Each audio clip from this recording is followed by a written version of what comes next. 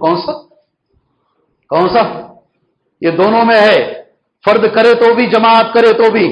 آج ساری دنیا، اللہ اسے ہدایت عطا فرمائے، اللہ اسے ہدایت عطا فرمائے، کسی کے گھر میں کوئی گھس جائے اور اس کے گھر کو ہڑپ لے، اس کے گھر کو ہڑپ لے، اور دنیا یہ کہے کہ جو ہڑپنے والا ہے، جو چھیننے والا ہے وہ حق پر ہے، اور جو اپنی آزادی کے لیے لڑ رہے ہیں اور وہ ٹیررسٹ ہیں، باری واہ دنیا تیرا کیا کہنا ہے؟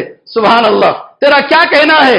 آج ایسا ہے، ہمارے استاد نے بچپن میں کلاس میں ایک واقعہ بیان کیا تھا، حالت آج ایسی ہے دنیا کی، ایک بادشاہ شکار پہ نکلا، اسے شکار ملا ہی نہیں، شام تک ڈھونڈتا رہا، نہیں ملا، پھر اس نے بڑی مشکل سے ایک ہرن پر شکار کیا، ہرن وہاں سے بھاگ گیا، ایک بچے کے سینے پہ جا کر وہ تیر لگی، بچے کے سینے پہ تیر لگی، بچے کے باپ میں یہ ہمت نہیں ہے، یہ ہمت نہیں ہے کہ وہ بادشاہ سے کہے تو نے میرے بچے کے سینے پہ تیر مارا ہے، وہ اپنے ہاتھ میں لاش اٹھا کر بادشاہ کے دربار میں آ کر کہتا ہے، واہ بادشاہ کیا نشانہ ہے آپ کا، آپ نے ہاتھ پر نہیں مارا، پیر پر نہیں مارا، آپ کا نشانہ برابر سینے پہ لگا ہے، اور سارے درباری بھی تعریف کرتے ہیں۔ آج کی دنیا کی حالت وہی ہے، آج کی دنیا کی ساری یہ دوگلی میڈیا کی حالت یہی ہے، جو معصوم بچے، جو معصوم نوجوان اپنے لیے لڑ رہے ہیں، ان کے خلاف دنیا کھڑی ہوئی ہے، ان کے خلاف یہ دنیا کھڑی ہوئی ہے۔ ہم کیا کر سکتے ہیں؟ ہم نبی کی حدیث پہ ہم یقین رکھیں گے انشاءاللہ۔ میرے نبی کی حدیث پہ مجھے یقین ہے، میرے نبی نے کہا ہے اللہ ظالم کو نہیں چھوڑے گا، اللہ ظالم کو نہیں چھوڑے گا، اور وہ ظالم فردی ہو، انفرادی ہو یا اجتماعی ہو، اور مجھے میرے نبی کی حدیث پر یقین ہے انشاءاللہ ہماری آنکھیں دیکھیں گی، انشاءاللہ یہ ظالموں کو برباد ہوتے ہوئے اللہ ہمیں دکھائے گا انشاءاللہ تعالی۔ اس لیے کہ نبی نے کہا صلی اللہ علیہ وسلم، ہم کیا کر سکتے ہیں؟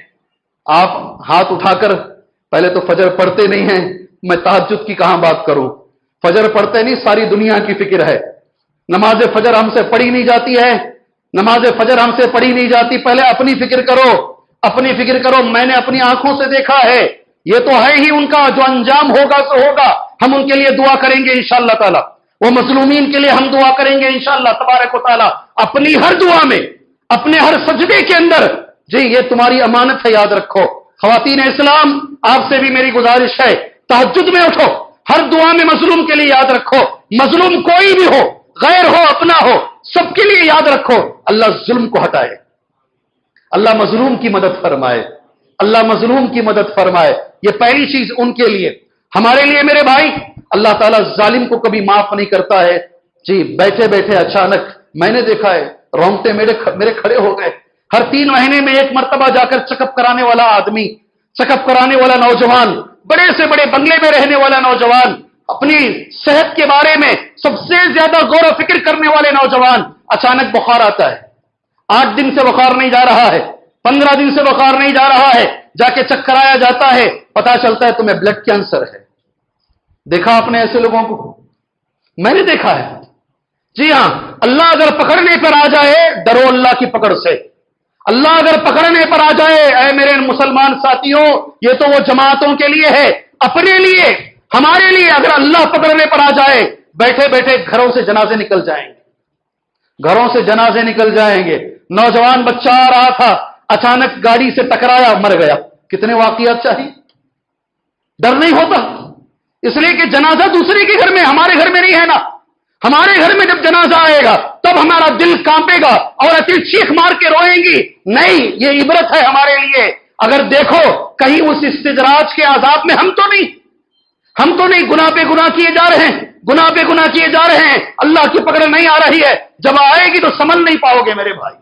بیماریاں، بڑی بڑی بیماریاں، کینسر کی شکل میں، کڈنی کی شکل میں، گھروں کے اندر اموات کی شکل میں، کاروبار کی شکل میں، یہ جو بھی ہو رہا ہے یہ اللہ ہمیں متنبع کر رہا ہے، جو تو گناہ کر رہا ہے اپنے آپ کا جائزہ لے۔ سبحان اللہ، اللہ ہمیں جائزہ لینے کی توفیق عطا فرمائے، اللہ ہمیں جائزہ لینے کی توفیق عطا فرمائے۔